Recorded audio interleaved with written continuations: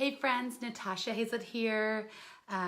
You have not seen me live since the summit, and I've been wanting to come to you and do a live for a while, but I haven't been 100% sure what I wanted to talk about, what I wanted to share. And so this morning I knew exactly what I needed to share. And this light is driving me nuts. So if this is your first live cast with me, hello, I'm Natasha Hazlett, and I help entrepreneurs get the clarity, confidence, and strategies they need to boost their income and influence without working longer hours. Good morning. Hey, Cindy. Hey, Rhonda. And so hey, Cassie. So I want to talk about something that y'all may not have known about. That happened, and it ended up being the day that I decided to punch resistance in the face. And we all face resistance, right? We all face resistance in some form or fashion. And usually resistance, hey Alex, hey Angela, so usually resistance comes when we are, it comes in a lot of different forms and fashions, but for me, it shows up in a really big way when I'm about to do something big, something monumental. I'm about to do something really good, positive for the world, helpful to people. When I'm about to step out in a big way and fulfill my calling and help and fulfill my purpose. And as soon as I'm on that path, and maybe y'all have felt this before in your life, you are like, you've made a change for the positive. You've made a really big decision and you're excited and you know that it's like the right thing to do. And then bam, you get like hit with resistance and it seems to be showering from all different areas. And you're like, crap, am I making the wrong decision? Am I not supposed to be doing this? And what that resistance can do is it can knock you off of your game. And and you've gotta be prepared. You have to be prepared to face that resistance head on. So let me kind of talk to you about a day, and I've had many times, many, like more times than I could ever count, when I have encountered resistance in a really big way, that could have threatened to completely knock me off of our game. But something that happened very recently, a series of things that happened, really for a lot of people could have completely knocked them off their game, folded up. Right? And in these moments of resistance, you can choose to fold up like a lawn chair, or you can choose to rise up and punch resistance in the face. And that's what I did. So some of y'all that went to the summit, you know this, are parts of this story. But Rich and I hosted an event in Salt Lake City. It's called the Unstoppable Influence Summit. We had 150 people from all over that all came for this amazing 2-day event, or 3-day event really. For our inner circle members, it was a 3-day event.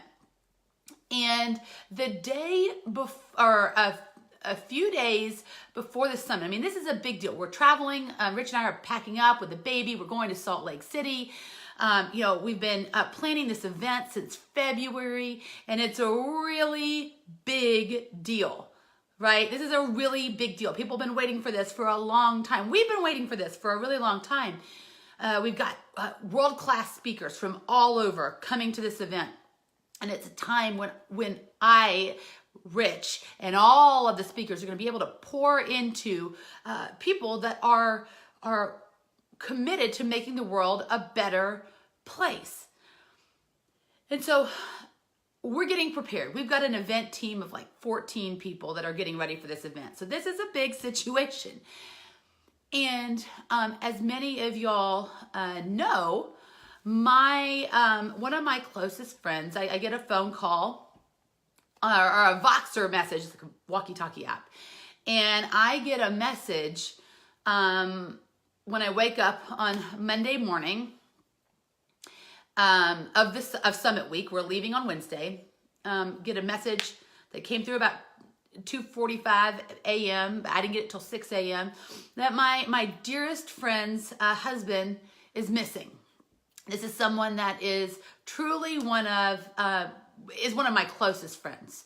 And not only is she one of my closest friends, she's also one of our Rockstar clients. This is someone that actually ended up winning our Unstoppable Influencer of the Year award. She was a speaker at the summit. And she tells me, hey, Charity, she tells me that her husband's missing. And in this moment, like I am, like he went out hunting and they haven't they haven't heard from him. She hadn't heard from him in several days. And in that moment, and I'm not going to recount the whole thing because I invite you to come in and watch the story. I share the story and the lessons that I've learned on my page. If you'll scroll back to last Friday, so a week ago, you'll get to see the beginning of my talk where I share this part. But this whole thing happens, and then I found out 5 hours later that they found her husband and he had passed away. And I feel like there's like basically like 100 concrete blocks on my chest, and I'm like, oh, how can I leave one of my closest friends on the planet? How can I leave her in this time of need? Like, this is no, I can't do this. How can I go to an event and empower and uplift other people? No, like I can't do this. Like, this is someone that is very, like, we're not talking like casual acquaintances. This is someone that like is one of my closest friends on the planet. And I'm supposed to pick up and leave. And so that was like resistance was like hitting me so strong. I'm like, I can't do this. I can't do this. How can I do this? And I decided, and I talk about this in the talk, and I promise we'll link it up for y'all. So just wait for the comments. I'll link up the video. But I chose in that moment to go with faith and know that God was going to show up in a mighty way for me to show me how can I move forward. And God did show up for me in a big and mighty way. And that's talk about that in the opening session of the summit, which I will get y'all access to. And then just when you think, okay, I've got this figured out. I know how I'm going to be able to move forward. I have the ability, I have the strength to do this. Here comes resistance number 2. We brought the baby with us, and we had this gorgeous penthouse suite overlooking downtown Salt Lake City. And so we had the babysitter was in the penthouse with us along with our mastermind group, and we were just about to leave. For lunch. Babysitter went to go get something from the room, and we were playing with Madeline, and all of a sudden, the babysitter passes out, like literally flat out, like completely faints on the floor. And I'm sitting there going like, what?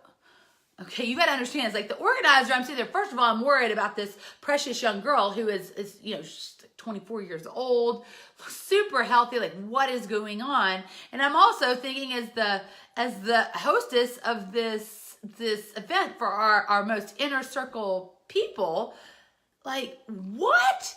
Like, how am I gonna handle this? What are we doing here? Our babysitter just fainted. And so, we're dealing with that.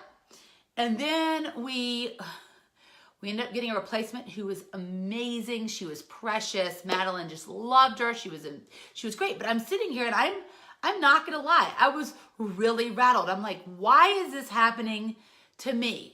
Why is this happening? Like, I thought about it for a little bit. I didn't dwell in it, but I thought, like, why is this happening? And then as the new sitter comes and everything is fine, Madeline is happy. Lunch was a little bit disrupted, but it's okay. It's okay. I mean, as is lunch with a 3-year-old, as you can imagine. But we were fine. And then you think, okay, you're good, right? You're good. Like everything's fine. Surely nothing else could possibly happen. Or could it?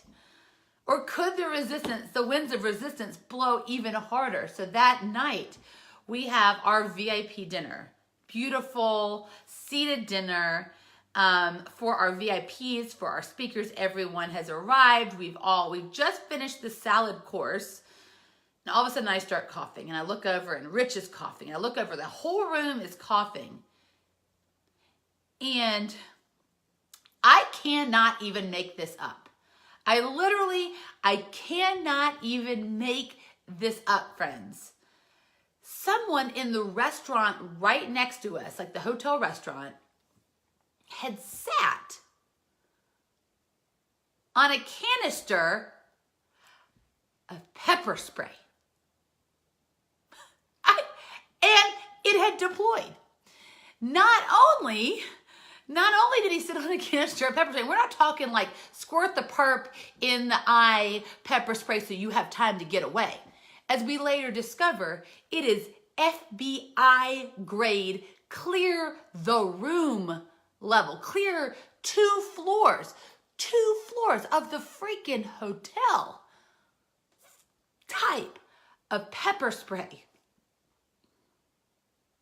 We're all standing out there. I'm already exhausted. We've had a day of masterminding.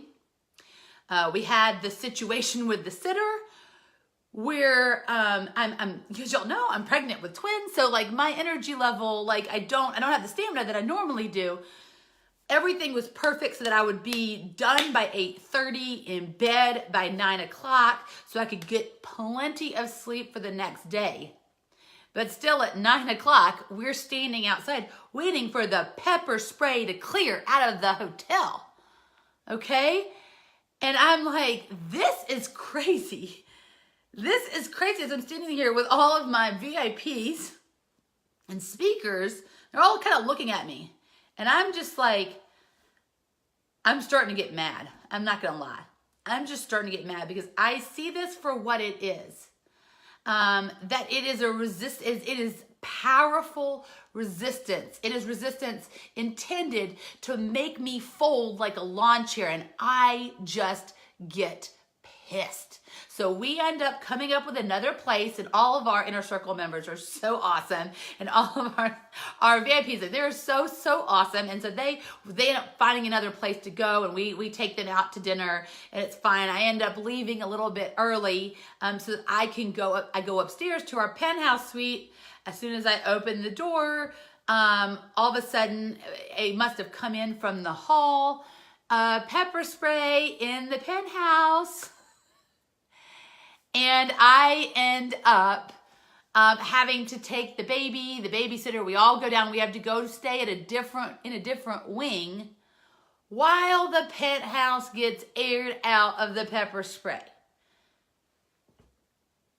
And I remember as I'm in the shower, I'm even madder than I was before. Because of course they told me, you got to hurry up and take a shower because the pepper spray oil is all on you.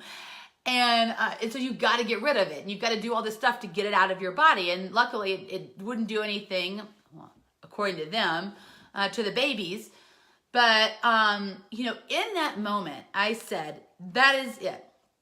I am throwing down the gauntlet. And I just said, you know what? And I said it out loud. I was like, bring it on. Whatever you've got for me, bring it on. Because I am showing up in a big way tomorrow. I don't care if it's in the official room that we have the summit. I don't care if it's in a tent outside.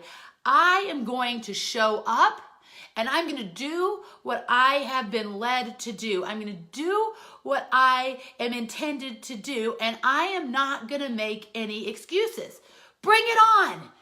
You want to bring on pepper spray? You want to bring on more loss? You want to, you want more people to pay? Like, whatever. I am not going to allow this to knock me down. So I And so I wanted to share that with you because I think that's a pretty extreme example of resistance showing up.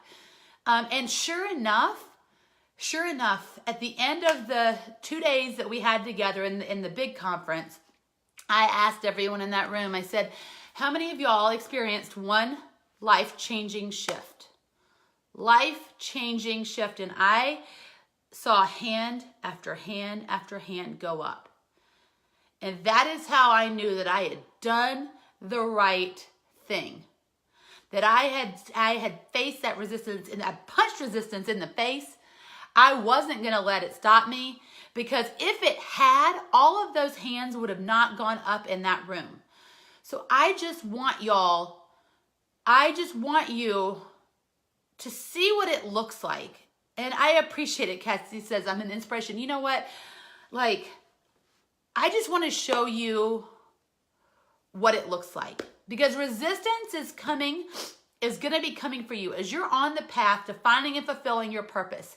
As you're on the path to bringing more light and more love in this world, resistance is going to come after you. How are you going to handle it? Are you going to fold up like a lawn chair, or are you going to rise up? Punch it in the face. Move forward. It seems like the bigger the stakes, the bigger the resistance. So I hope and I pray that when this hits you, that you're going to have the strength, that maybe you'll think back on the pepper spray incident. Maybe you'll think back on the fainting babysitter. Maybe you'll think of all these things and say, you know what? If she can do it, so can I. So that's what I've got for you. Know that you are here on purpose and for a purpose. And I hope that you will use resistance when it comes to you to strengthen and fuel your purpose, to serve as the jet fuel that you need, instead of serving as a brick wall. All right? That's what I've got for you. If you found this video valuable, tag a friend, share it. And let's get the message out, because the reality is that there are a lot of people that are watching this video that are doing big things in the world.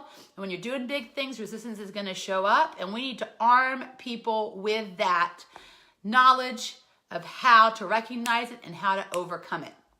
Y'all take care, and I'll see you in another live. Bye.